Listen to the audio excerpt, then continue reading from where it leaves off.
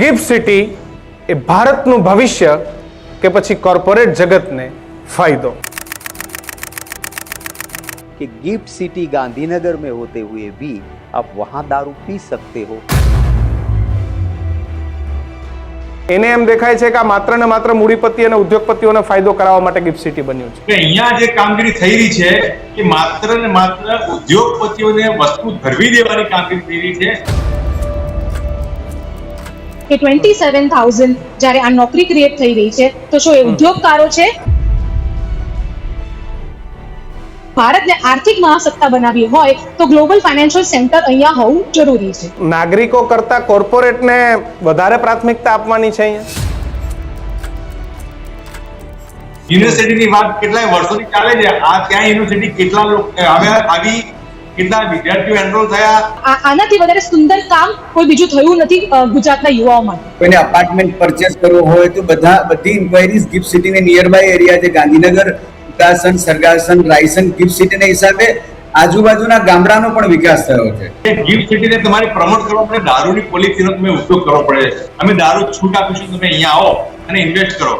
આ પ્રકારની તો કઈ પોલિસી આજ સુધી ગુજરાતમાં સ્થાપના કાળથી જોવા નથી મળી। તો શું બિઝનેસ સ્ટાન્ડર્ડ પ્રમાણે કોઈ સુવિધાઓ ઊભી કરવી એ બરોબર નથી? સિંગાપુર તો ક્યારેય એવું નથી કહેવાનું ભારતમાં સારું છે, એના હેડક્વાર્ટર અહીંયા આવી જાય। એ થોડા આપણે પાકિસ્તાન પાસે કેવી રીતે પૈસા રાખી શકીએ કે આપણા ક્રિકેટ ગ્રાઉન્ડને સારા કહે?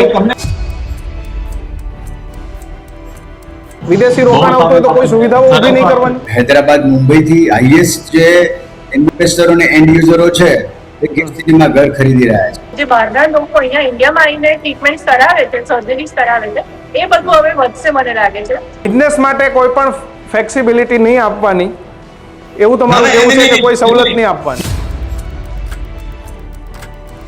અમદાવાદ, ગુજરાત, ઇન્ડિયા બધું ઉપર આવશે। આટલું બધું ઇનોવેશન થશે આપણે સિટીમાં તો પછી ઓસ્ટ્રેલિયા, યુકેની યુનિવર્સિટીના કેમ્પસ પણ એ લોકો ચાલુ કરી દીધા છે। જે ગુજરાતની અસ્મિતાને નેવે મૂકીને તમે તમારી પોતાના મહત્વકાંક્ષી પ્રોજેક્ટને પૂરો કરવાનો એ તમે ઈચ્છા રાખી રહ્યા છો। કોંગ્રેસની એક સરકારે એવું જાહેર કર્યું હોય કે ભાઈ અમારે ત્યાં આવ ઇન્વેસ્ટમેન્ટ કરવા, અમે દારૂની છુટ્ટી તમને આપીશું।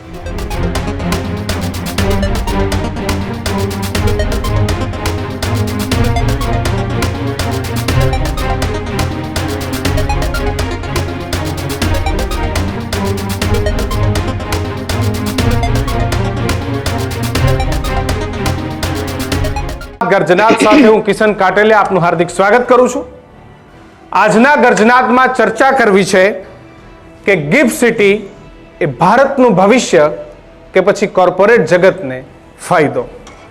ભારતની ફાઇનાન્શિયલ ક્રાંતિ કે પછી ઉચ્ચ વર્ગને વિશેષ અધિકાર?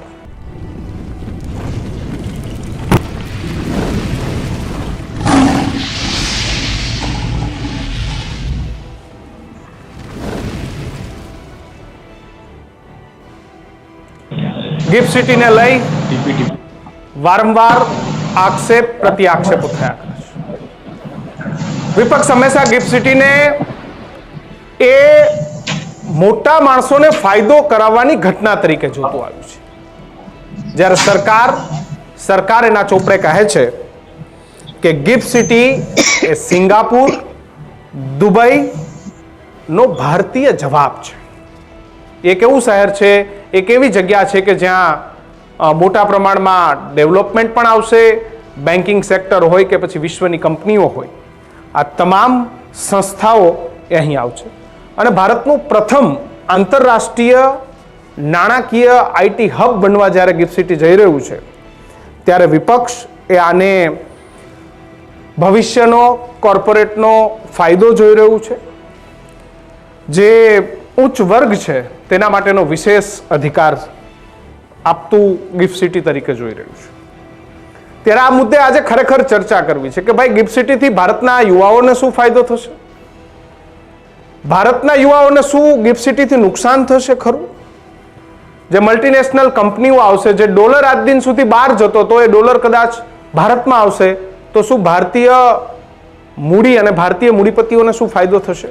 આ જ મુદ્દે આપણે આજે ચર્ચા કરવી છે અને શક્તિસિંહ ગોહિલે રાજ્યસભાની અંદર ગિફ્ટ સિટીને લઈને જે વાત કરી છે વાતને પણ આપની વચ્ચે મૂકવી છે, પરંતુ આજની ચર્ચામાં આપણી સાથે વાત કરવા માટે ભારતીય જનતા પાર્ટી કોંગ્રેસ સાથે જ જે એન્ટરપ્રિન્યોર છે અને સાથે જે રિયલ એસ્ટેટ સાથે જોડાયેલા લોકો છે તમામ જોડાયા છે. ભારતીય જનતા પાર્ટીમાંથી ડોક્ટર શ્વેતા બ્રહ્મભટ્ટ જોડાયા છે, સાથે જ યુવા એન્ટરપ્રિન્યોર ડોક્ટર અદિતિ ચોકસી આપણી સાથે જોડાયા છે. તો અમદાવાદના જાણીતા રિયલ એસ્ટેટ બ્રોકર જે ખૂબ મોટા પ્રમાણમાં અમદાવાદ સાથે જોડાયેલા છે એવા પ્રવીણ બાવળિયા આપણી સાથે જોડાયા છે અને સાથે જ કોંગ્રેસમાંથી ચર્ચા કરવા માટે આપણી સાથે ડોક્ટર હિરેન બેન્કર જોડાયા છે. આપ તમામનું ખૂબ ખૂબ સ્વાગત છે. સૌથી પહેલા શક્તિસિંહ ગોહિલે ગિફ્ટ સિટીને લઈને રાજ્યસભાની અંદર શું કહ્યું, આવો એ પહેલા સાંભળી લઈએ. 2047 तक गिफ्ट सिटी को रियायत दी गई है. कौन रहता है उस गिफ्ट सिटी में? कहां है वो गिफ्ट सिटी? गांधीनगर में है. कोई आम नागरिक के लिए वहां जगह नहीं है. बड़े बड़े लोगों की, बड़े बड़े कॉरपोरेट्स की ऑफिस और उनकी जगह जहां गिफ्ट सिटी में है, ये सरकार उनको गिफ्ट दे रही है, उनको रियायत दे रही है. आपको किसान नहीं दिख रहा है, आपको महंगाई से परेशान वो हिंदुस्तानी नहीं दिख रहा है. मुझे कहते हुए दुख होता है कि 232 पेज के इस फाइनेंस बिल में एक जगह भी कहीं महिला के लिए कुछ भी नहीं है. महिला वित्त मंत्री होते हुए भी देश की महिला नहीं दिखती है, पर वो गिफ्ट सिटी दिखता है क्योंकि बड़े लोग हैं ना वहां पे, वो चंदा देने वाले हैं, वो आपको आपके हर हुक्म की तामील के लिए जो जरूरत है वो देने वाले लोग हैं और इसलिए गिफ्ट सिटी को वहां फायदा मिला है. सर, गुजरात महात्मा गांधी जी की जन्मभूमि है, किसी और का नहीं. गुजरात गांधी का गुजरात है और इसी गांधी के गुजरात में प्रोहिबिशन है, नशाबंदी है, पर गिफ्ट सिटी में सरकार ने स्पेशली छूट दी है कि गिफ्ट सिटी गांधीनगर में होते हुए भी आप वहां दारू पी सकते हो. गिफ्ट सिटी में प्रोहिबिशन नहीं. તો શ્વેતાબેન, વિપક્ષનો આક્ષેપ છે કે અહીં દારૂ આવવાનો છે, દારૂ વેચાવાનો છે, મહિલાઓની વાત તેમને કરી છે, પણ મારે તમને પૂછવું છે ખરેખર ગિફ્ટ સિટી એ કેમ વિપક્ષને નથી ગમતું? જ્યારે તમે વાત ગણાવો છો કે 1050 થી વધુ રજિસ્ટર સંસ્થાઓ અહીં કાર્યરત છે, 106 બિલિયન સુધી અહીંનું જે બેન્કિંગ સેક્ટર છે પહોંચી ગયું છે, પણ વિપક્ષને આ બધી વસ્તુ નથી દેખાતી. એને એમ દેખાય છે કે આ માત્ર ને માત્ર મૂડીપતિ અને ઉદ્યોગપતિઓને ફાયદો કરાવવા માટે ગિફ્ટ સિટી બન્યું છે. જી બિલકુલ કિશનભાઈ, very good afternoon to everybody. વિપક્ષને દેખાય કે ના દેખાય એનાથી કોઈ ફરક નથી પડતો. દેશની જનતા સુધી આ મેસેજ પહોંચે અને દેશની જનતાને જોઈ શકે છે એનો અમને આનંદ છે. સૌ પ્રથમ હું શક્તિસિંહભાઈએ જે સ્ટેટમેન્ટ આપ્યું, એમને તમે જોયું હોય તો એમને એમના ડિબેટમાં એમના સ્પીચમાં એમને જે વાત કરી કે પહેલા તો સૌથી પહેલા એ એલોકેશન શોધી રહ્યા હતા ફાઇનાન્સ બિલમાં. એમને શરૂઆત કરી કે ફાઇનાન્સ બિલની અંદર મહિલાઓ માટે કોઈ એલોકેશન નથી. એટલે શક્તિસિંહભાઈ જેવા વ્યક્તિ, આટલા લર્નેડ વ્યક્તિ આજે જ્યારે આવી પ્રકારની વાત કરે તો સમજ ના આવે કે એમની બુદ્ધિને આપણે પ્રશ્ન કરીએ કે એમની નિયતને પ્રશ્ન કરીએ. કારણ કે એક બેઝિક ટેકનિકલ વસ્તુ છે કે ફાઇનાન્સ બિલની અંદર એલોકેશન ના હોય, એપ્રોપ્રિએશન બિલની અંદર એલોકેશન હોય. એનીવેઝ, ચલો એને આપણે સાઈડમાં મૂકીએ. અત્યારે રહી વાત ગિફ્ટ સિટીની, તો આપણે બધા જ જાણીએ છીએ કે આજે ગિફ્ટ સિટી જે છે એ આપણા બધા જ ગુજરાતીઓનું ગૌરવની વાત છે. હું 2-3 મુદ્દા આપને કહીશ. 2007માં જ્યારે નરેન્દ્ર મોદીજીએ આનો જ્યારે પાયો નાખ્યો ત્યારે એમને એ વખતે પણ જે સરકાર વિરોધ આપણે વિપક્ષની જે સરકાર હતી એ હસી ઉડાવી રહી હતી આને લઈને. ત્યારે પણ એ સમજી નતા રહ્યા, પણ નરેન્દ્ર મોદીજી 20 વર્ષ આગળનું વિચારતા હતા કે એમને ખબર હતી કે જો ભારતને આર્થિક મહાસત્તા બનાવવી હોય તો ગ્લોબલ ફાઇનાન્શિયલ સેન્ટર અહીંયા હોવું જરૂરી છે. અને આજે તમે ગિફ્ટ સિટીના જેમ તમે પોતે આંકડા તમે આગળ શેર કર્યા એ જ પ્રમાણે હું બ્રીફમાં તમને કહું કે $100 બિલિયન એસેટ સાઇઝની વાત કરો, 27,000 નોકરીની વાત કરો કે પછી ગ્લોબલ ફાઇનાન્શિયલ સેન્ટર્સ ઇન્ડેક્સની અંદર 4 વર્ષમાં 100+ થી લઈને આજે 43rd રેન્કિંગ સુધી પહોંચ્યું છે. ચલો, આ તો આંકડાની વાત છે, પણ રહી વાત રોજગારીની, તો આ 27,000 લોકો જે છે એ શું હાઈ નેટવર્થ ઇન્ડિવિજ્યુઅલ્સ છે? ના, આ મધ્યમ વર્ગીય ફાઇનાન્શિયલ અને ટેકનિકલ કામ કરવા વાળા પ્રોફેશનલ્સ છે. પહેલી વાત. શ્વેતાબેન, હા, જી. નાગરિકો કરતા કોર્પોરેટને વધારે પ્રાથમિકતા આપવાની છે અહીંયા? તો હું એ જ આપને સમજાવી રહી છું કે સૌથી પહેલા આપણે એક બેઝિક ઇકોનોમીનો ફંડા ક્લિયર હોવો જોઈએ કે વેલ્થ ડિસ્ટ્રીબ્યુશન કરવા માટે વેલ્થ ક્રિએશન કરવું જરૂરી છે. પૈસાની ઉપજ કરશો ત્યારે એ પૈસા ડિસ્ટ્રીબ્યુટ થશે. એટલે કોંગ્રેસ હંમેશા ગુજરાતના ઉદ્યોગકાર છે, ઇનફેક્ટ ઇન્ડિયાનો ઉદ્યોગકાર છે, એને ક્રિમિનલની નજરથી જોવે છે. પણ એ ભૂલી જાય છે કે જો પૈસા ઉભા જ નહીં થાય તો એ ગરીબો અને મહિલાઓના કિસ્સામાં પૈસા જશે ક્યાંથી? એટલે પહેલી વાત તો ક્યાં ઉભી થાય છે. બીજો પ્રશ્ન તમે જેમ કહ્યું કે કોર્પોરેટને, એટલે જ હું તમને જવાબ આપું છું કે 27,000 જ્યારે આ નોકરી ક્રિએટ થઈ રહી છે તો શું એ ઉદ્યોગકારો છે કે એ ઉદ્યોગકારોએ ઊભી થઈ જે નોકરીઓનું સર્જન કર્યું છે ત્યાં જે ફાઇનાન્શિયલ અને ટેકનિકલ એક્સપર્ટ્સ ઊભા છે એ છે. બીજી વાત આપને કહું, હું મારો પર્સનલ એક્ઝામ્પલ આપને શેર કરું કિશનભાઈ. હું જ્યારે લંડનથી મારું માસ્ટર્સ કરીને આવી, મેં મારું માસ્ટર્સ કર્યું છે ઇન્ટરનેશનલ ફાઇનાન્સમાં. હું તમને મારો એક્ઝામ્પલ શેર કરીને કહું છું કે જ્યારે હું અમદાવાદમાં આવી તો હું મારા જોબ માટે હું ગુજરાત માટે ઓવર ક્વોલિફાઈડ હતી. મારે એ વખતે જો અહીંયા આગળ જોબ કરવી હોય તો મારે મુંબઈમાં કે સિંગાપોરમાં શિફ્ટ થવું પડે કે લંડન પાછું થવું પડે, કારણ કે નોકરી હતી નહીં ઇન્ટરનેશનલ ફાઇનાન્સમાં. આજે હું આપને ઘર સાથે કહી શકું કે આજે જો હું અહીંયા આવી હોત કે એ ડિગ્રી વાળા ઇન્ટરનેશનલ ફાઇનાન્સમાં કામ કરવા વાળા અહીંયા લોકો આવે તો એ મેટ્રોમાં બેસીને ગિફ્ટ સિટી સુધી પોતાના મા બાપ સાથે રહીને એ અહીંયા આગળ લાખોમાં નોકરી કરી શકે છે. તો જ્યાં સુધી નોકરી સર્જનની વાત છે કે યુવાઓની વાત છે તો આનાથી વધારે સુંદર કામ કોઈ બીજું થયું નથી ગુજરાતના યુવાઓ માટે.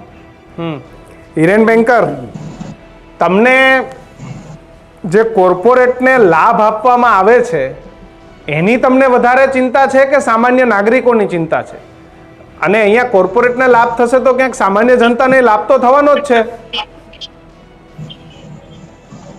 કિશનભાઈ, જે પ્રકારે ભાજપના સાથી પ્રવક્તા બોલી રહ્યા હતા એમની અભિમાની વાણી તુમાખી એ સ્પષ્ટ છે કે વિપક્ષને દેખાય ના દેખાય કશો ફરક પડતો નથી એમને.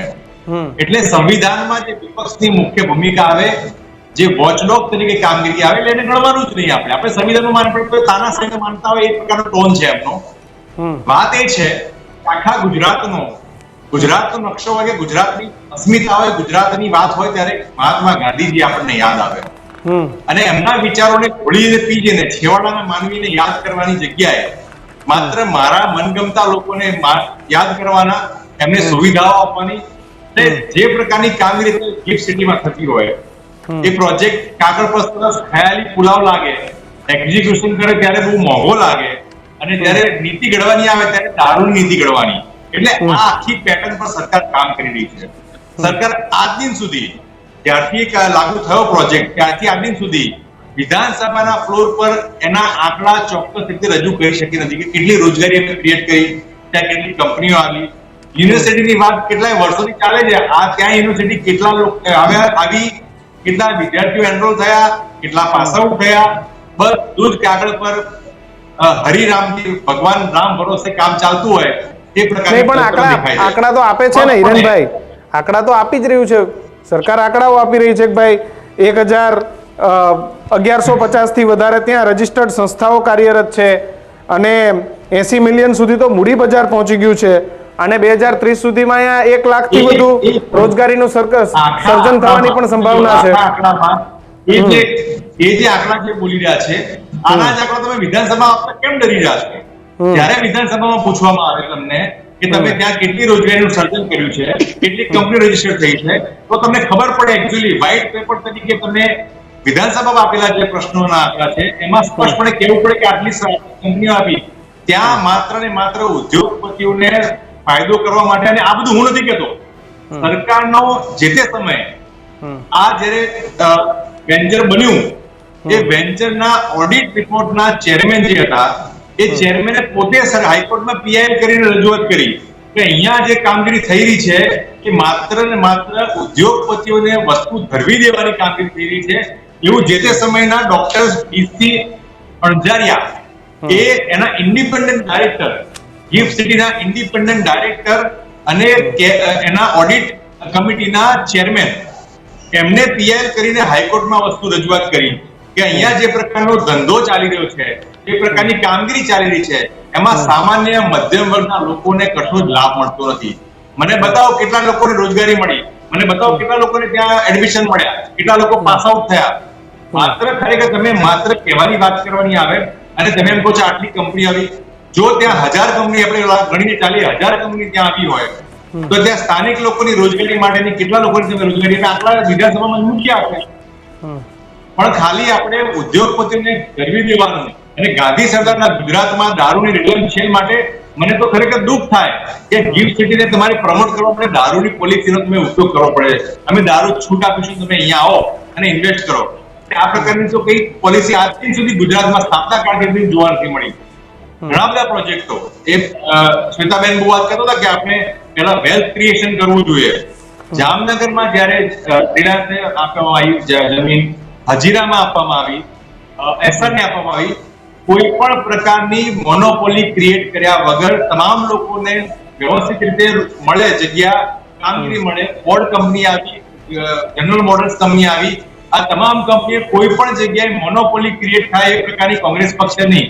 સાથોસાથ decentralise of power, decentralise of structure કરીને દરેક જગ્યાએ જિલ્લાઓમાં આપણે જીઆઈડીસી ની સ્થાપના કરી. પણ આ બધુંને ધ્વસ્ત કરીને એક સેન્ટ્રલાઇઝ અહીંયા જે તમે દારૂ પીરસવાની વાત કરો છો, દારૂ પીરસવાની જે વાત કરો છો, શું બિઝનેસ માટે જે ઇન્ટરનેશનલ સ્ટાન્ડર્ડ છે એ ત્યાં પૂરું પડાય? ત્યાં કોઈ એવી તો છૂટ નથી આપી દીધી કે તમે હું જઈને પી શકીએ. ત્યાં સીસીટીવી છે, એની આખી તમામ વસ્તુઓ ત્યાં ગોઠવવામાં આવી છે, પોલીસ છે, એના તમામ વસ્તુનું એનું ત્યાં એનું મોનિટરિંગ થાય છે. એવું તો નથી કોઈ પણ માણસ જઈને ત્યાં એલફેલ માણસ જઈને. તો શું બિઝનેસ સ્ટાન્ડર્ડ પ્રમાણે કોઈ સુવિધાઓ ઊભી કરવી એ બરોબર નથી? નહીં કરવાની? શું આપણે વિદેશી રોકાણ આવતું હોય તો કોઈ સુવિધાઓ ઊભી નહીં કરવાની? કિશનભાઈ, બહુ સારી વાત. આ એકમાત્ર સંસ્થાથી ત્યાં આપી પરમિટ મળી હોય, હોટેલોમાં પરમિટ મળે, સારી સંસ્થાઓમાં પરમિટ મળે. કોઈ ઢોલ વગાડીને કહેતું નથી કે ભાઈ આ જગ્યાએ પરમિટ છે, તમે અમારે ત્યાં ઇન્વેસ્ટ કરવા માટે આવો. ગુજરાતની નફ્ફટ સરકાર, ફરીથી કહું છું, ગુજરાતની નફ્ફટ સરકાર દારૂને પ્રમોટ કરીને પોતાનું જે પ્રોડક્ટ છે વેચવા નીકળી છે અને ગુજરાતની અસ્મિતા પર પ્રહાર છે. ગુજરાતની અસ્મિતા પહેલી મે આવવા જઈ રહી છે એ વખતે. તો તમે બીજી સાઈડ પણ તો તમે જોઈ શકો ને કે ભાઈ આપણે દુબઈ કે સિંગાપુર જેવું એક અહીંયા ઇન્ફ્રાસ્ટ્રક્ચર ઊભું કરી રહ્યા છે, આપણે એને નહીં જોવાનું? એટલે તમે જે હાઇપ ક્રિએટ કરી હતી. નહીં, હું તમને હજી પૂછું, આપણે અહીંયા વિદેશથી ભણીને આવેલા આપણા છોકરાઓને અહીં સારી નોકરી મળે એ આપણે નહીં જોવાનું? અહીંયા એમને કીધું હતું કે યુનિવર્સિટીઓ આવશે. કિશનભાઈ, એમને મને પૂછો કેટલી યુનિવર્સિટી આવી 2011 થી લઈને 2026? એ પણ પૂછી લઉં છું, એ પણ બધું પૂછી લઉં છું. તમે લોકોને માત્ર ઉલ્લુ બનાવવાના, ખાલી વાતો કરવાની. આ એ જ લોકો છે જે સુરતને સાંઘાઈ બનાવવા નીકળ્યા હતા. આજે સુરતની શું હાલત છે આપણને ખબર છે. બિલકુલ. એટલે બિઝનેસ માટે કોઈ પણ ફ્લેક્સિબિલિટી નહીં આપવાની, એવું તમારું કેવું છે કે કોઈ સવલત નહીં આપવાની? બિઝનેસ માટેની કામગીરી 100% થવી જોઈએ. બેંગ્લોરમાં થાય છે, તમામ જગ્યાએ થાય છે, પણ આ પ્રકારે એને માટે પ્રમોશન નહીં. દારૂબંધીની છૂટ કરી એટલે તમે આવો અમારે એવું ના હોય. તમે નીતિઓ સારી બનાવો, તમારે ઇન્વેસ્ટમેન્ટ આવશે. ઇન્વેસ્ટમેન્ટ ભૂતકાળમાં જ્યારે કોંગ્રેસ સરકારની ત્યારે પણ આ પ્રકારની કામગીરી કર્યા વગર પણ ઇન્વેસ્ટમેન્ટ આવતું. બીજા નંબરે સમગ્ર ભારત દેશમાં બીજા નંબરે ઇન્વેસ્ટમેન્ટમાં મહારાષ્ટ્ર પછી નંબર આવ્યો. ડોક્ટર અદિતિ, કેવી રીતે એક યુવા તરીકે જોઈ રહ્યા છો ખરેખર ગિફ્ટ સિટીમાં તમને તમારું શું હેલ્થ કેરનું શું વિઝન દેખાય છે? કારણ કે અહીંયા ખૂબ મોટી હેલ્થ કેર યોજનાઓ પણ વિકસિત થવાની છે અને જે સ્માર્ટ ઇન્ફ્રાસ્ટ્રક્ચર સાથે જ સ્માર્ટ હેલ્થ કેર, શું આ બધું ભવિષ્યનું મોડેલ નથી ગિફ્ટ સિટીમાં? બહુ મોટી હોસ્પિટલ પણ ત્યાં આવવાની છે. એટલે હવે ફોરેન ફંડ્સ જ્યારે ડિરેક્ટલી હવે હેલ્થકેર સ્ટાર્ટઅપ્સ, હેલ્થકેર હોસ્પિટલ્સ બધામાં ઇન્વેસ્ટ કરી રહી છે, એટલે હવે આપણે સ્કેલિંગ ને બધું ફાસ્ટર થઈ ગયું છે. આપણે એક ઇન્ફ્રાસ્ટ્રક્ચર બનાવવાથી લઈને ઇક્વિપમેન્ટ્સ નું લીઝ લેવાથી લઈને બધાનું સ્ટ્રક્ચર ફોર્મ થવા માંડ્યું છે. અને હવે આપણે મની બી ફોરેન કરન્સીમાં રેઝ કરી શકીએ છીએ. બીજું મહત્વનું વસ્તુ કે બીકોઝ ફોરેન કરન્સી એક્સચેન્જ ને બધું ટ્રાન્ઝેક્શન ઇઝી થઈ ગયું છે, એટલે હવે મેડિકલ ટુરિઝમમાં બૂસ્ટ આવશે. જે બહારના લોકો અહીંયા ઇન્ડિયામાં આવીને ટ્રીટમેન્ટ કરાવે છે, સર્જરીઝ કરાવે છે, એ બધું હવે વધશે મને લાગે છે. અને ગ્લોબલ ઇન્સ્યોરન્સ એક્સેપ્ટન્સ બી છે ગિફ્ટ સિટીમાં, એટલે એ બધી રીતે મેડિકલ ટુરિઝમમાં બહુ બૂસ્ટ જોવામાં મળશે એવું લાગી રહ્યું છે. અને બીકોઝ આપણે આટલું બધું ફંડિંગ ને બધું થઈ રહ્યું છે, એટલે હેલ્થકેર ફિલ્ડમાં ઇનોવેશન ને બધું ઘણું બધું જોવા મળશે, જેનાથી ઇવેન્ચ્યુઅલી અમદાવાદ, ગુજરાત, ઇન્ડિયા બધું ઉપર આવશે. આટલું બધું ઇનોવેશન થશે આપણે સિટીમાં તો પછી અને હવે ઇન્સ્યોરન્સ બી હવે પ્રિવેન્ટિવ હેલ્થ કેર પેકેજીસ તમે કીધું એવી રીતે નવા પેકેજીસ લાવે છે, પ્રિવેન્ટિવ હેલ્થ કેર થી લઈને એન્યુઅલ પેકેજીસ, એટલે બધાને તકલીફ થાય ત્યારે ટ્રીટમેન્ટ કરાવવાની જગ્યાએ હવે રેગ્યુલર એન્યુઅલ ચેકઅપ્સ અને પ્રિવેન્ટિવ હેલ્થ કેર પર વધારે ફોકસ જતું જશે. તમે આખી હેલ્થકેર ઇન્ડસ્ટ્રી છે જે ભારતની, એને તમે ગિફ્ટ સિટી આગામી સમયમાં ડેવલપ થાય તો ત્યાં મલ્ટીનેશનલ કંપનીઓ હોય, અલગ અલગ બેન્કિંગ સેક્ટરના ત્યાં હેડક્વાર્ટર બની રહ્યા છે અને ખૂબ મોટા પ્રમાણમાં જ્યાં રોજગારીનું પણ નિર્માણ થવાનું છે, ત્યારે ખરેખર જે હેલ્થકેર ઇન્ડસ્ટ્રી છે એને સીધો કેવો ફાયદો થશે? અહીંયા જે મેડિકલમાં ભણતા વિદ્યાર્થીઓ છે એને પણ ત્યાં જો વર્લ્ડ લેવલની હેલ્થકેર હોય તો આનો શું ફાયદો થઈ શકે ત્યાં? હવે બધાનું I think focus because international companies આવે છે બધી, એટલે હવે ફોકસ આપણે સ્ટાન્ડર્ડાઇઝ અને ઇન્ટરનેશનલ સ્ટાન્ડર્ડ હેલ્થકેર ફોકસ કરશે કમ્પેર ટુ અત્યાર સુધી જે ક્વોન્ટિટી અને ક્વોલિટી પર ફોકસ કરતા હતા એની જગ્યાએ હવે ઇન્ટરનેશનલ સ્ટાન્ડર્ડ હેલ્થકેરમાં આવવા મળશે. આર્ટિફિશિયલ ઇન્ટેલિજન્સ, ઇનોવેશન એ બધું બી લાવવા મળશે જે ગ્લોબલી પ્રેઝન્ટ છે, એટલે આઈ થિંક હેલ્થકેર એ રીતે બધું ગ્રો થશે ઓવરઓલ. બિલકુલ. શ્વેતાબેન જી, વિપક્ષને હજી બહુ મજા નથી આવતી તમારી વાતમાં કે નોકરીઓ, ઊંચા પગારવાળી નોકરીઓ ઊભી થશે કે મલ્ટીનેશનલ કંપનીઓમાં તમે તમારું જ પોતાનું ઉદાહરણ ટાંક્યું, પણ વિપક્ષ કહે છે કે ભાઈ આપણે દારૂ શું કરવા ત્યાં વેચવો જોઈએ, આપણે દારૂના મોડલ પર ત્યાં બિઝનેસ કરવા નીકળ્યા છીએ. એટલે વિપક્ષને તમારી કોઈ પણ વાત ગળે નથી ઉતરતી. જી કિશનભાઈ, હું આપના સવાલનો જવાબ આપું. પહેલા હું ક્લેરિફિકેશન આપી દઉં. એમને વાત કરી કે અભિમાનની ભાષા છે કે વિપક્ષને નથી સાંભળવું. ના, એવું બિલકુલ પણ નથી. એક મજબૂત ડેમોક્રેસી માટે એક મજબૂત વિપક્ષ ખૂબ જરૂરી છે. એટલે આપણને ખ્યાલ આવે કે આપણે ક્યાં કાચા પડીએ છીએ તો આપણે એને ચેન્જ કરીને સારા નિર્ણય લઈ શકીએ. અનફોર્ચ્યુનેટલી થઈ એ રહ્યું છે છેલ્લા કેટલાક સમયથી કે અત્યારે જે વિપક્ષ જે છે, જે કોંગ્રેસ પાર્ટીની જે હાલત છે એમના શ્રેષ્ઠ નેતૃત્વમાં, કે એ મોદી સરકારની નીતિઓ ની વિરોધ કરવામાં કે નરેન્દ્ર મોદીજીનો વિરોધ કરવામાં એ દેશનો વિરોધ કરવા સુધી પહોંચી ચૂકી છે. જ્યારે ઇન્ડિયાને ડેડ ઇકોનોમી જેવી વાત કરતી હોય કે ઇન્ડિયાના જ્યારે સારા પાસાને ના જોઈ શકતી હોય ત્યારે તમને એક ભારતીય તરીકે ગુસ્સો આવે. એટલા માટે કદાચ તમે આવી રીતે કઈ શબ્દોને કહો કે વિપક્ષને ખાલી ફેક નરેટિવ સિવાય કોઈ રસ્તામાં બીજી વસ્તુમાં ઇન્ટરેસ્ટ નથી. આનું હું તમને એક લાઈવ ડેમોન્સ્ટ્રેશન આપું કિશનભાઈ. એમને હમણાં શું કીધું કે વિધાનસભાની અંદર આ આંકડાઓ પ્રસ્તુત નથી કર્યા. આજ બજેટ સેશનમાં 2026-27માં નાણામંત્રીએ ગિફ્ટ સિટીને ગ્લોબલ ફાઇનાન્શિયલ હબ તરીકે સ્થાપિત કરવા માટે જે 4 લાખ કરોડ જે ઐતિહાસિક બજેટ જે છે એ અનાઉન્સ જ્યારે કર્યું ત્યારે જ બજેટના દસ્તાવેજો મુજબ ગિફ્ટ સિટીમાં હાલ 25,000 પ્લસ પ્રત્યક્ષ નોકરીઓ અને નવી જીસીસી પોલિસી હેઠળ આગામી 5 વર્ષમાં 50,000 હાઈ સ્કિલ્સ જોબ્સ નું લક્ષ્ય રાખવામાં આવ્યું છે. ફર્સ્ટ. સેકન્ડ, કે માર્ચ 2026 સત્ર દરમિયાન ઉદ્યોગ અને ખાણ વિભાગ દ્વારા રજૂ કરેલા આંકડા મુજબ ગિફ્ટ સિટીમાં રજીસ્ટર્ડ 1,000 એકમો પાર કરી ચૂકી છે. લાંબુ લિસ્ટ છે.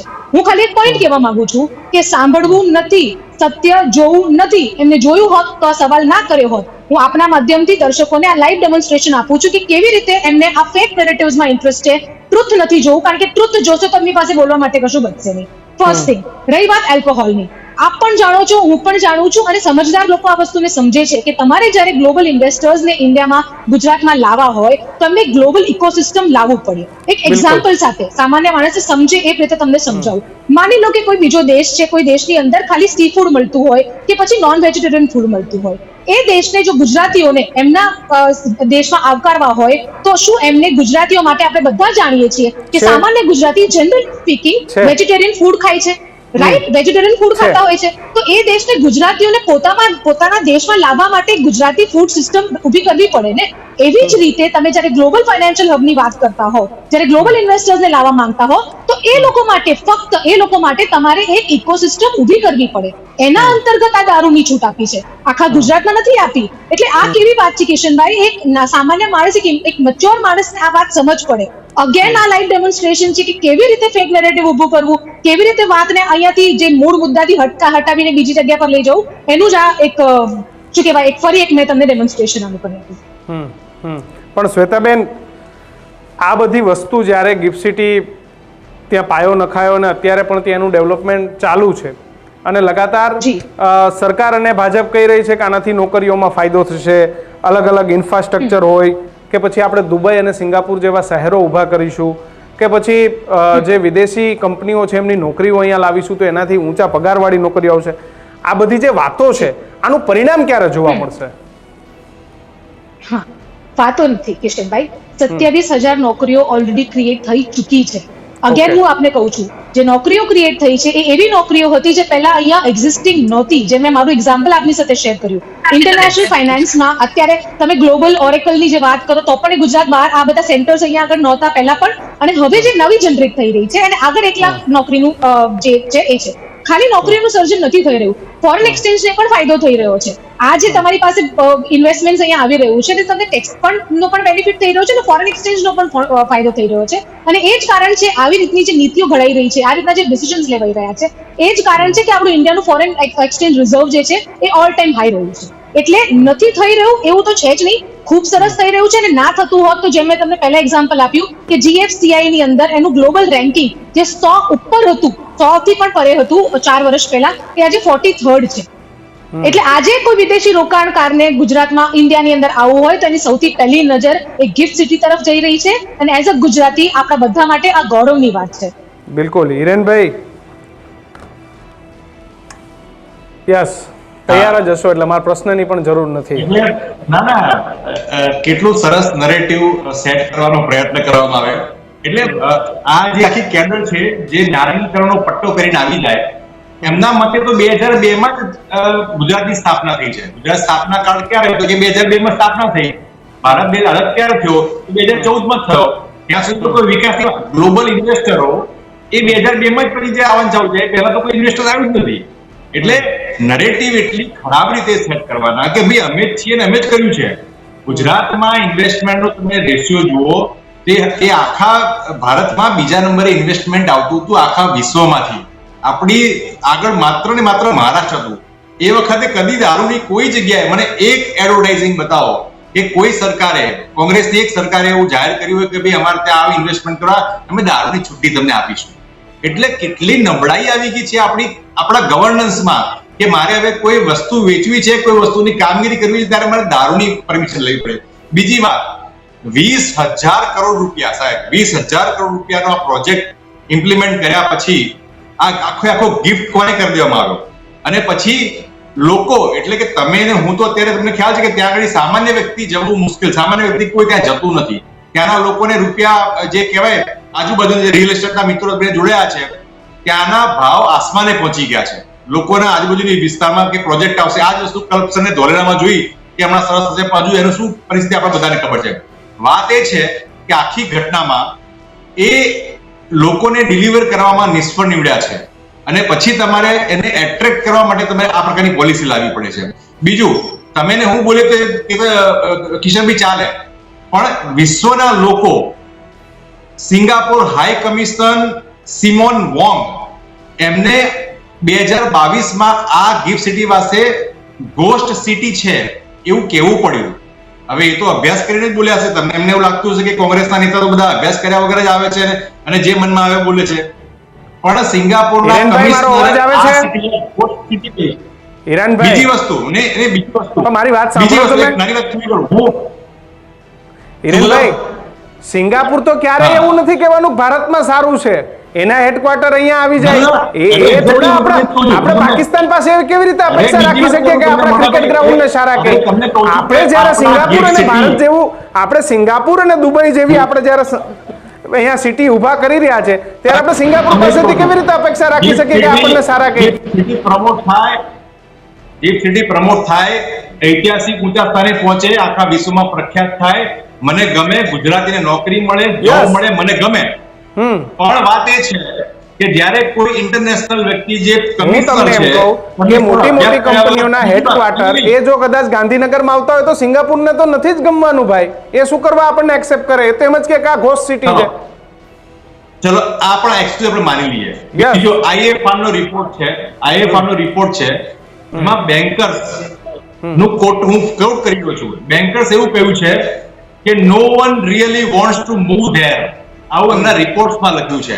IIFR 2024 નો રિપોર્ટ, બહુ દૂરની વાત નથી કરતા આપણે, આના પર રિપોર્ટ થયેલા 2024 રિપોર્ટમાં એવું કહ્યું બેન્કર્સ કહી રહ્યા છે, જે બેંકની વાત કરે, ફાઇનાન્શિયલ સેક્ટરની વાત કરતા હોઈએ, એ રિપોર્ટમાં એવું કહેવામાં આવ્યું છે કે no one really wants to go there. અને આ જે બાકી વાત છે એ સ્પષ્ટ દર્શાવે છે, તમે ને હું બધી વાત અને બેન નરેટિવની વાતો કરતા હોય, પણ આંકડાઓ, રિપોર્ટો અને થર્ડ પર્સન જે બોલતા હોય એ સ્પષ્ટ દર્શાવે છે કે અત્યારે આ આખે જે ગોપાળું કરી રહ્યા છે એમાં ક્યાંય તમારે અને મને કશું મળ્યું નથી. 20,000 કરોડનો ખર્ચો કર્યા પછી ગુજરાતને ક્યાંક પ્રોફિટ થયો હોય, ગુજરાતને ક્યાંક એને આગળ વધવામાં મદદ થઈ હોય એવું ક્યાંય દેખાતું નથી. મોટી મોટી વાત પ્રવીણભાઈ પૂછી લઈએ, આપણે એ રિયલ એસ્ટેટ સાથે જોડાયેલા છે એટલે એમને પૂછી લઈએ. નહીં, આ લોકો જે એમ કહેતા હતા કે સી પ્લેન આવશે ને તમે લોકો ઉડશો ને મદદ કરશો. હવે સી પ્લેન મુદ્દો ના પડતો, સી પ્લેન નો મુદ્દો હશે ત્યારે તમને સી પ્લેન માં બેસાડીશું. આજે આપણે ગિફ્ટ સિટી ઉપર ચર્ચા કરી લઈએ. પ્રવીણભાઈ, શું પરિસ્થિતિ છે? આ ફાયદો થયો છે તમને કોઈને? અરે જબરદસ્ત ફાયદો થયો છે. 2007 પછી જે ડેવલપમેન્ટ અમદાવાદનું થયું છે ઓવરઓલ, તમે જોવા જાઓ તો 77 કિલોમીટરનો રિંગ રોડ, મેટ્રો, BRTS, આજે કનેક્ટિવિટી તમે જુઓ તો આજે ગુજરાત એક આગવું સ્થાન મળ્યું છે અને ગિફ્ટ સિટી અત્યારે ગ્લોબલ કેપિટલ મુખ્ય પ્રવેશ દ્વાર બની ગયું છે. તો અમે લોકોએ અમે તો લોકો 27 વર્ષથી રિયલ એસ્ટેટમાં છીએ, પણ અત્યારનો જે પીરિયડ છે 2014 પછીનો કે 2007 પછીનો, ગિફ્ટ સિટી આવ્યા પછી વર્લ્ડ લેવલે એક અમદાવાદને આગવી ઓળખ મળી છે. અને બહારના જે ઇન્વેસ્ટર્સ છે બધા મોટા એ લોકો અમને પૂછે છે કે ભાઈ ગિફ્ટ સિટીની આજુબાજુ અમદાવાદનું ઓવરઓલ ડેવલપમેન્ટ, અમારે અમદાવાદમાં ઇન્વેસ્ટમેન્ટ કરવું જોઈએ. અને બધાને છેલ્લા 5 વર્ષમાં અમદાવાદમાં ઇન્વેસ્ટરોને સારું એવું એપ્રિસિએશન મળ્યું છે. અને ગ્લોબલ આજે આમ જોવા જાવ તો વૈશ્વિક અર્થતંત્રમાં દેશને સ્થાન આપતું અર્થતંત્ર કેન્દ્ર ગિફ્ટ સિટી બન્યું છે. વિશ્વ સ્તરીય ટેકનોલોજી અને ઇન્ફ્રાસ્ટ્રક્ચરની દ્રષ્ટિએ નંબર 1 છે. ગિફ્ટ સિટીમાં કુલ 30 થી વધારે બેંકો આવી ગઈ છે. તો ઓવરઓલ અમદાવાદનું સિનારીઓ ગિફ્ટ સિટી આવ્યા પછી આખું ચેન્જ થઈ ગયું છે મોડલ. પ્રવીણભાઈ, તમને જે જેન્યુઅન ઇન્ક્વાયરી આવે તો કઈ અમદાવાદ માટેના ફોન આવે છે, ગિફ્ટ સિટી માટેના ફોન આવે છે? ઓવરઓલ નવું જે હોય, જેમ કે બહારના મુંબઈ, દિલ્હી, બેંગ્લોર, NRI જે લોકો છે એ લોકોની ઇન્ક્વાયરી ગિફ્ટ સિટીની અંદર પણ પોતાની ઓફિસ ખોલવી હોય છે. ગિફ્ટ સિટીની નિયર બાય જે લેન્ડ હતી તો લેન્ડની વેલ્યુ પણ સરસ એવી બધાને સારું એપ્રિસિએશન મળ્યું. ઓવરઓલ જોવા જાવ ને તો અમને હાઈએસ્ટ ગિફ્ટ સિટીમાં કોઈને રેસ્ટોરન્ટ કરવું, કોઈને ઓફિસ સ્પેસ જોઈતી હોય, કોઈને અપાર્ટમેન્ટ પરચેસ કરવો હોય તો બધી ઇન્ક્વાયરીઝ ગિફ્ટ સિટીની નિયર બાય એરિયા જે ગાંધીનગર, ઉત્તરાસન, સરગાસન, રાયસન, ગિફ્ટ સિટીના હિસાબે આજુબાજુના ગામડાનો પણ વિકાસ થયો છે. અને આજની પરિસ્થિતિએ ગિફ્ટ સિટીમાં લોકો આવે છે કે નથી આવતા પ્રવીણભાઈ? બિલકુલ લોકો આવે છે. આપણા ત્યાં રેઝિડેન્શિયલ અપાર્ટમેન્ટમાં લોકલ ડેવલપર્સ છે, બહારના પણ ડેવલપર્સ છે કે જે બેંગ્લોર, હૈદરાબાદ, મુંબઈથી હાઈએસ્ટ જે ઇન્વેસ્ટરો અને એન્ડ યુઝરો છે એ ગિફ્ટ સિટીમાં ઘર ખરીદી રહ્યા છે. અને કઈ સવલતો ગિફ્ટ સિટી દ્વારા અલગ પ્રકારની આપવામાં આવે? રોડ, રસ્તા, ગટર, કઈ ગિફ્ટ સિટી કેવી રીતે અલગ છે? આજે GIFT City different why because of infrastructure વિસ્તરણ જે છે એ બહુ મોટું છે. કુલ 886 એકરમાં ગિફ્ટ સિટી ફેલાયેલું છે, બરાબર છે. આજે એનું એક્સપાન્શન કરીને આઈ થિંક 3000 એકર સુધી વિસ્તારવાની સરકારની યોજનાઓ છે, બરાબર છે. ત્યાં નર્મદા ટાવર જેવી પ્રખ્યાત ઇમારતો છે. ઓસ્ટ્રેલિયા, યુકેની યુનિવર્સિટીના કેમ્પસ પણ એ લોકોએ ચાલુ કરી દીધા છે. તો 2026ની પોલિસી પ્રમાણે તમે જોવા જાઓ 2026-27માં ગિફ્ટ સિટી માટે મહત્વની સરકારે જોગવાઈ પણ કરેલી છે. 10 વર્ષ સુધી ટેક્સ ફ્રી છે. તો એવા બધા બેનિફિટ્સ પણ કોર્પોરેટ જાયન્ટ્સ જે છે એને પણ મળી રહ્યા છે. યસ, હિરેનભાઈ, હવે તમે કયો. આપણે રિયલ એસ્ટેટને સાંભળવાનું બાકી રહી ગયા હતા, એમને ભાજપનો ખેસ નથી પહેર્યો. ના, બહુ સરસ વાત કીધું કે એમાં ડેવલપમેન્ટ આ છે. મને એમ કહો કે એમાં તમે 1 એકર કે તમે એક ફ્લેટ BHK કે 2 BHK ઓફિસ લેવા જાઓ, એનો ભાવ કેટલો છે? સામાન્ય કે મધ્યવર્ગ જે અત્યારે હાલમાં CG રોડ કે CG રોડ પર લેવા જાય એને ત્યાં પરવડે એવી કોઈ પરિસ્થિતિ. બીજી બહુ તમે સરસ ઓક્યુપન્સીની વાત કરું, સરકારનો રિપોર્ટ 2025 મિડનો છે, જેમાં ટોટલ આખા એરિયામાંથી 50% જે એલોટેશન કરવામાં આવ્યું, 29 મિલિયન સ્ક્વેર ફૂટનું એલોટેશન કરવામાં આવ્યું. એમાંથી ઓક્યુપન્સી આજની તારીખે 2025-26ના રિપોર્ટ પ્રમાણે માત્ર 30 થી 40% જ ઓક્યુપન્સી થઈ છે. આખા પ્રોજેક્ટમાંથી 50% એલોટ માટે આપવામાં આવ્યું અને એના બી 30 થી 40% અત્યારે હાલમાં ઓક્યુપન્સી છે. એટલે 16 વર્ષ પછી એને દારૂના નામ પર વેચવા નીકળ્યા છીએ. જે મૂળભૂત એમનો આ આખો જે તકલીફ છે એ ગુજરાતની અસ્મિતાને નેવે મૂકીને તમે તમારી પોતાના મહત્વકાંક્ષી પ્રોજેક્ટને પૂરો કરવાનો એ તમે ઈચ્છા રાખી રહ્યા છો. તમે આગળ વધો, ભારત આગળ વધે, ગુજરાત આગળ વધે, એમાં કોઈ જ એક નાગરિકને તકલીફ ના હોય. પણ તમે કયા ઇન્ટેન્શનથી વાત કરી રહ્યા છો? અમેરિકન નાગરિક આવે છે, હું તમને એમ કહું કિરણભાઈ, હું તમને એમ કહું તમે વિકાસ જોતો નથી આપને. પણ આપણે દુબઈના કોઈ ગામડામાં ઘર લેવા જઈએ અને બુર્જ ખલીફામાં લેવા જઈએ તો ફરક તો હોય ને ભાવમાં. એ જ કહી રહ્યા છીએ કે તમે ઇન્ફ્રાસ્ટ્રક્ચરના નામે તમે માત્ર ને માત્ર ચુનિંદા ઉદ્યોગપતિઓ વેપારીઓને પધરાવી દીધી જમીન જે તમારી કિશનભાઈ, મારી અને આખા ગુજરાતના લોકોની હતી. 20,000 કરોડ જે થયા છે એ આપણા તમારા ને મારા પૈસાના રૂપિયાના છે. અને પછી ગુજરાતને શું મળ્યું? તો ગુજરાતને ના હેલ્થ કેર મળી રહ્યું છે. મને બતાવો ત્યાં એક હોસ્પિટલ નામ મને આપો જેમાં ત્યાં સામાન્ય વ્યક્તિ એકવા જતો હોય, યુનિવર્સિટી જેમાં સામાન્ય વ્યક્તિ ગુજરાતના લોકો ત્યાં ભણવા જતા હોય.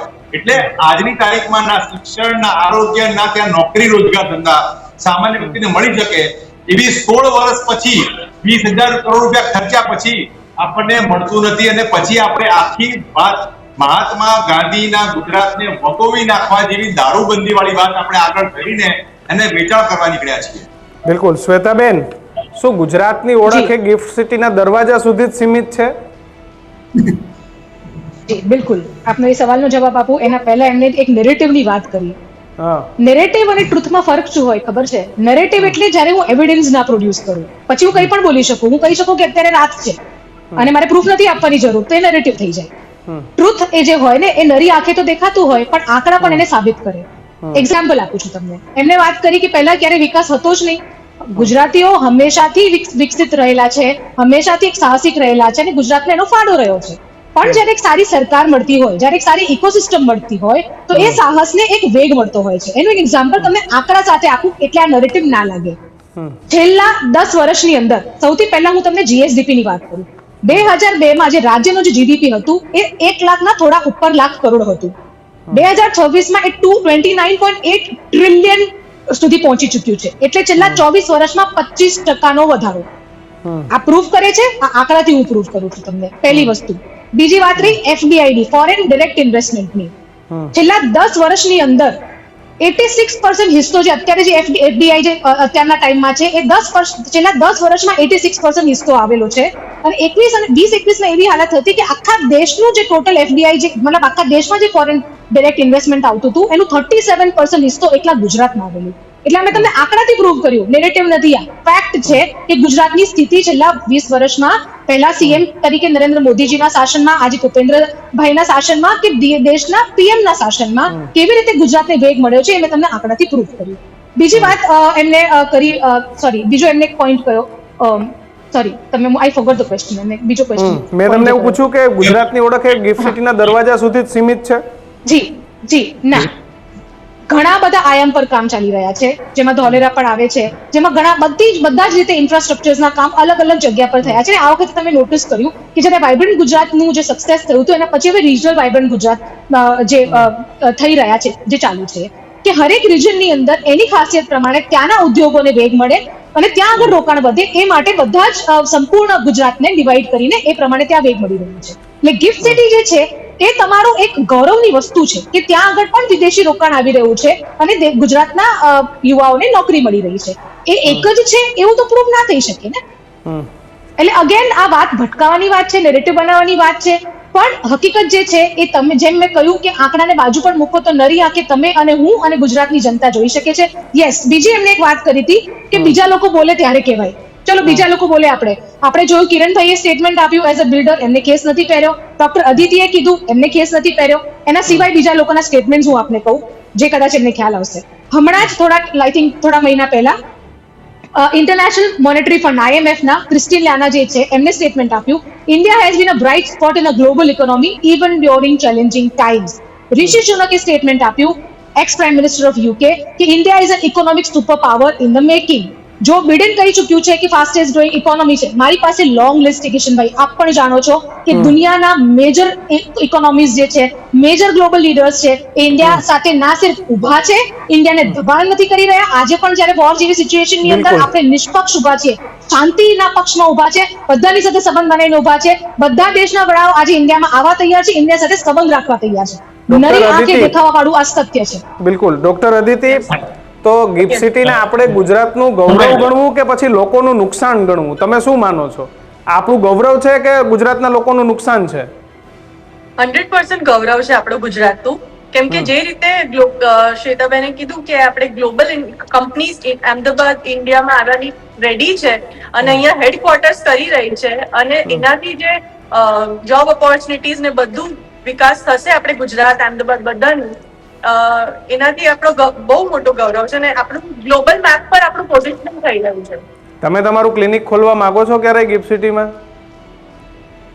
100% બહુ સ્કોપ્સ છે અને બહુ જ ઓપોર્ચ્યુનિટીઝ છે. હું મારું second branch definitely I would વિચારી શકું ગિફ્ટ સિટીમાં ખોલવાનું. અચ્છા પ્રવીણભાઈ, તો પછી તમે કહો છો કે આ બધી વસ્તુ ત્યાં વેચાય છે, ચાલે છે, તો પછી આ ભારતનું સિંગાપુર છે કે પછી જે ધનવાન લોકો છે એનો વિશેષ અધિકાર છે? કારણ કે સામાન્ય માણસ ત્યાં ખરીદી નથી શકતો, તો પછી આને સિંગાપુર માનવું કે પછી ધનવાન લોકોનો વિશેષ અધિકાર માનવો ગિફ્ટ સિટીને આપણે? આ છે એક ભારતનું નહીં, આખા વર્લ્ડ લેવલનું આગવું સ્થાન ધરાવતું ગિફ્ટ સિટી છે. આ ગુજરાતની શોભા છે અને આવનારો સમય આ જ્યારે ગિફ્ટ સિટી બનશે ને ત્યારે એની વેલ્યુ સમજાશે. બરાબર છે. એટલે આ આપણા માટે તો બીંગ ગુજરાતી પ્રાઉડ ફીલ થાય કે ગિફ્ટ સિટી અહીંયા આવ્યું ને આ સાહેબનું ડ્રીમ પ્રોજેક્ટ છે. બરાબર. આજે દેશમાં ગ્લોબલ ફાઇનાન્શિયલ નવી ઓળખ આપી, વૈશ્વિક અર્થતંત્રમાં દેશ માટે સ્થાન આપતું અર્થતંત્ર કેન્દ્ર છે ગિફ્ટ સિટી એટલે. અને આખું ઇન્ફ્રાસ્ટ્રક્ચર તમે જુઓ. બરાબર છે. આજે નહીં, પણ મારું તમને પૂછવું છે કે આ પૈસાવાળાનો વિશેષ અધિકાર આપણે આપી રહ્યા છીએ ત્યાં? ના, બધાને પૈસાવાળાને નહીં, નાનામાં નાનો વર્ગ આવશે. આજે 10,000 20,000 લોકોને રોજગારી પૂરી પાડશે ગિફ્ટ સિટી. તો મિડલ ક્લાસ માટે પણ સારામાં સારી ઓપોર્ચ્યુનિટી છે ગિફ્ટ સિટી. હિરેનભાઈ, આપ ક્યારથી કંઈક કહેવા માંગો છો? Yes please. હા, એટલે શ્વેતાબેન નરેટિવ વાત કરે એમને કદાચ ખબર નહીં હોય. હું પીએચડી મીડિયાનો વિદ્યાર્થી છું. નરેટિવ શું કહેવાય ને એકચ્યુઅલ વસ્તુ શું કહેવાય મને ખબર છે. નરેટિવ આપણે ભણાવેલા છે લોકો, એટલે એ વાત ન કરીએ. નરેટિવ કોને કહેવાય એને બેનને થોડું વાત કરી દઈએ. આપણે મહેસાણામાં પેલું નળ ખોલીશું ને તેલ આવશે, એ નરેટિવ કહેવાય. સુરેન્દ્રનગરમાં ફાર્મ ટુ ફેશન ની વાત કરી, ત્યાં ફાર્મ ઇન્ડસ્ટ્રી આવશે, એ નરેટિવ કહેવાય. આપણે એમ કહેતા કે ભાઈ સુરત કે બની જશે, એ નરેટિવ કહેવાય. આપણે પેલું બુર્જ ડાયમંડ બુર્જ તમને યાદ હશે, ડાયમંડ બુર્જ આવશે એટલે કે ત્યાં કરોડો લોકોને રોજગારી મળશે અને બહુ સરસ બનશે. આજે ડાયમંડ બુર્જમાં તાળા વાગેલા છે. એટલે આપણે નરેટિવ કહેવાય. અને ધરાતલ પર જયારે જોવા જઈએ ને બેન, ત્યારે આપણને ખબર પડે કે આંકડા કેટલા ભયાવહ છે. ત્યાં સ્થાનિકોને રોજગાર મળવી મુશ્કેલ છે, એ તથ્ય બાબત છે. જે પ્રમાણે પ્રવીણભાઈ કીધું કે સાહેબનો ડ્રીમ પ્રોજેક્ટ છે, સાહેબનો ચોક્કસ ડ્રીમ પ્રોજેક્ટ છે, પણ સાહેબ શું 18 કલાક કામ કરે, 2 કલાક ઊંઘે, એટલે 2 કલાકમાં જેવું ડ્રીમ આવ્યું હોય થોડું કાચું પાછું એવું ડ્રીમ આપણે લાગુ કરી દેવાનું. એમનું કરપ્શનનું પેલું ડ્રીમ હતું એ અધૂરું રહી ગયું છે. એમનું પેલું સી પ્લેનનું ડ્રીમ હતું પણ એ અધૂરું રહી ગયું છે. તો હિરેનભાઈ, બુલેટ ટ્રેન 13 વર્ષથી દોડી રહી છે, અધૂરી રહી ગઈ છે. એટલે સાહેબ તો બહુ બધા ડ્રીમ કરે, પણ એ ડ્રીમ ધરાતલ પર ઉતરવામાં તમને એક ખાલી વાત પૂરી કરું. યસ. મેટ્રો ટ્રેન, એ મેટ્રો ટ્રેન કાગળ પર ફરી જયારે ફરતી હતી ને ત્યારે શ્વેતાબેન કોંગ્રેસમાં હતા, અને જયારે ઉતરી ને ત્યારે ભાજપમાં જતા રહ્યા. એટલે આટલી ફરવામાં આટલો બધો ફરક થઈ જાય, જનરેશનો બદલાઈ જાય. એટલે જયારે સરકાર વિચારશે ને સાહેબ જયારે ડ્રીમ કરતા હોય ને, એટલે ડ્રીમને હું સાચું નહીં માની લેવું. તો તમને જે વિદેશી લોકો જે ડેટા ઉપર નિયંત્રણ કરી રહ્યા છે એની તમને ચિંતા નથી હિરેન બેંકર? આ બધી કંપનીઓ અહીંયા હશે તો એના પર નિયંત્રણ આપણું હશે, એમના હેડક્વાર્ટર અહીંયા હશે તો એમાં ટેક્સ આપણો લાગશે. જે વસ્તુ મુંબઈ કે સિંગાપુર કે દુબઈમાં થતી હતી આપણે ત્યાં થશે, તો આ ડેટા નિયંત્રણ ઉપર કોણ ચિંતા કરશે ભાઈ? કિશનભાઈ, કોંગ્રેસ પક્ષ હંમેશા સાયન્ટિફિક ટેમ્પરામેન્ટમાં માંગે છે. અમે તો લોકોને લેપટોપ આપવા માંગીએ છીએ. આ ત્રિશૂળ પકડાવવાની કામગીરી તો આ લોકો કરે છે. અમે તો હજુ કહીએ છીએ કે લોકોને સાયન્ટિફિક કામગીરીમાં વધારો. એઆઈ એટલે આર્ટિફિશિયલ ઇન્ટેલિજન્સ થાય, આઈ ના થાય. જે આપણા સાહેબ કે આઈ એટલે પેલા મરાઠીમાં આઈ એટલે માતા કહેવાય એવું ના હોય.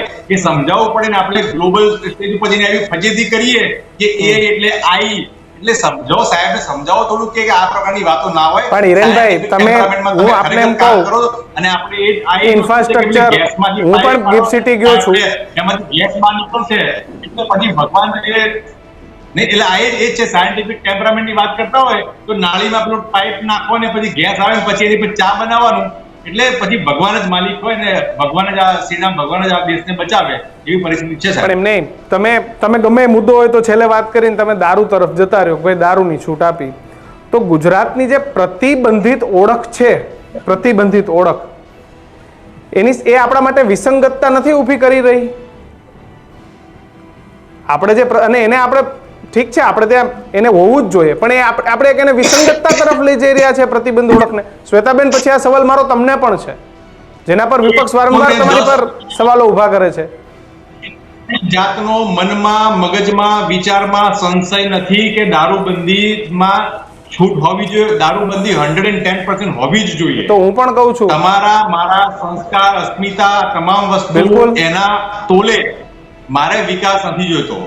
ગુજરાતની બહેન દીકરીઓને ભરે બજાર આજે જ્યારે દારૂબંધી બંધ છે ત્યારે પણ દરરોજ 6 બાળકીઓ પર, બાળકીની વાત કરું છું, મહિલાની વાત નથી કરતો, બાળકી દરરોજ 6 બાળકીઓ પર બળાત્કાર થાય છે.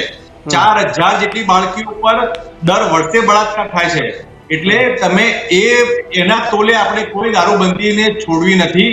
કોંગ્રેસ પક્ષ પહેલા દિવસથી ખૂબ ક્લિયર છે કે મહાત્મા ગાંધીજીની જે રાજનીતિ છે એમાં કોંગ્રેસ પક્ષ આગળ વધશે ને ગુજરાત આગળ વધશે. વિકાસના નામે આ પ્રકારની કામગીરી આપણે નથી જોઈતી. શ્વેતાબેન, જ્યારે કોંગ્રેસની સરકાર હશે ત્યારે 5 સ્ટાર હોટલોમાં ગુજરાતમાં પરમિશનો તો અપાણી હશે. ક્યારે તમે આવ્યા પછી જ તમે અપાવી છે ગુજરાતમાં બધી પરમિશનો હોટલોની અંદર? જી કિશનભાઈ, મેં આપને એનું બિલકુલ લોજિક પહેલા પણ મેં કહી દીધું કે તમારે ગ્લોબલ ઇકોસિસ્ટમ, ગ્લોબલ ઇન્વેસ્ટર્સને અહીંયા લાવવા હોય તો ગ્લોબલ ઇકોસિસ્ટમ આપવી પડે.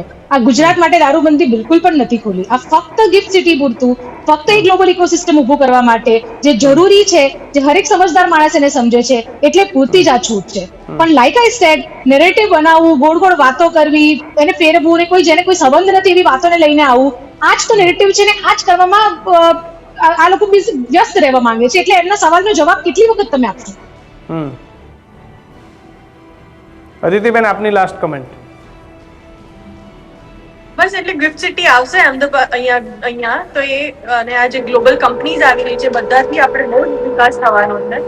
એટલે યુવાઓ માટે, એન્ટરપ્રેન્યોર્સ માટે, હેલ્થકેર ઇન્ડસ્ટ્રી, હોસ્પિટલ્સ બધા માટે બહુ વિકાસનો નવા એજન્ડા બધું ખુલવાનું છે. એટલે લુકિંગ ફોરવર્ડ ટુ જે બધું વિકાસ થશે ગિફ્ટ સિટીના લીધે ગુજરાતનો. પ્રવીણભાઈ, લાસ્ટ કમેન્ટ આપની. હાજી, ગિફ્ટ સિટી મેં તો પહેલા જ કહ્યું કે ગિફ્ટ સિટીથી બહુ બધા રિયલ એસ્ટેટ એજન્ટોને ફાયદો થયો છે, ઇન્વેસ્ટરને ફાયદો થયો છે, નવી પોલિસી આવી છે તો રોજગારીની તકો મળી છે.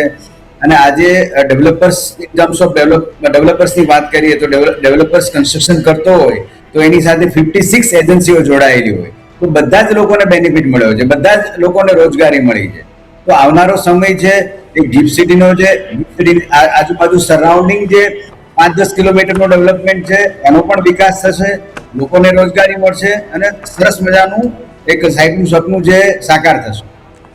હિરેનભાઈ, લાસ્ટ કમેન્ટ.